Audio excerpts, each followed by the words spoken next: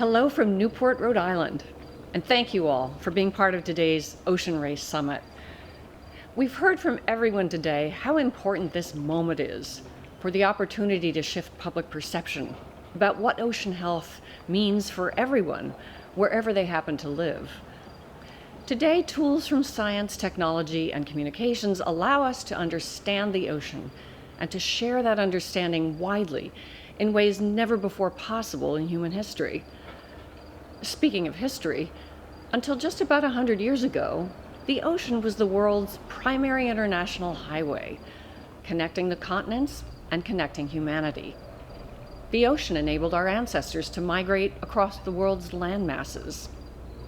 So it's interesting that while humans may have been exploring the oceans for tens of thousands of years, it was only this year, the amazing 2020, when we discovered the world's longest known sea creature, a siphonophore, reaching nearly 50 meters in length. We've got videos, photos, samples, and as you heard from Dr. Carly Weiner earlier today, this makes us at the Schmidt Ocean Institute wonder what else we haven't seen yet. What other surprises will we encounter as we look? As we like to say, the more we look, the more we see, and the more we know we don't know. I've long made the point that while human achievements are certainly remarkable, we've barely begun to recognize the essential and delicate integrity of living systems on our planet. It's not a question of what we do with the Earth's resources, it's how do we fit into what is going on all around us. All around us are systems providing us with endless free energy, life support for us in countless ways, and we ignore these systems we don't understand very well at our peril. The 2020 COVID pandemic illustrates just how vulnerable the human population is when it comes to viruses, which straddle the line between what we know to be living and non-living. But microorganisms generally outnumber all the humans who have ever lived on this planet millions of times over. The ocean, land, and atmospheric systems that we study independently are actually one dynamic and ever-changing system that we're learning works with the sun to regulate the climate. We wouldn't have an atmosphere to live in if we didn't have the ocean. We wouldn't have enough air to breathe or food to feed a third of humanity that depends on seafood as its primary protein. So we're at a new place and a new beginning.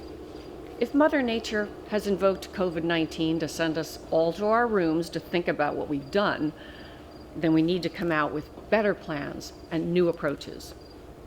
Due to the delays caused by the pandemic, the upcoming ocean race may actually begin at an auspicious moment, as the UN Decade of Ocean Science for Sustainable Development, which begins in January 2021, is gaining momentum. This will be a decade devoted to the rapid acceleration of ocean exploration, mapping the ocean floor, and sharing what we learn, leading to global ocean policies 10 years from now that will do much more than we do today to protect ocean health for future generations.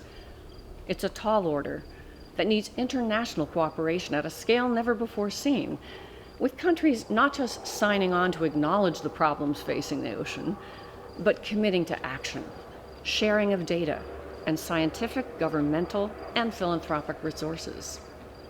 So now the question is, how can we, who are part of the ocean race, contribute to the goals of this global, decade-long UN initiative? The good news is, we're already doing it. Let me tell you how. Ocean race boats will continue to collect data from ocean waters never measured before in any way. And that's important. Did you know that our knowledge today of sea surface temperature relies on a single measurement point derived from an area twice the size of Portugal? Really? So the observations made from our sailboats tracking across the globe will supply a missing link for scientists, helping build on their model of the ocean as a whole system and enabling them to measure the scale of changes occurring as a result of human impact.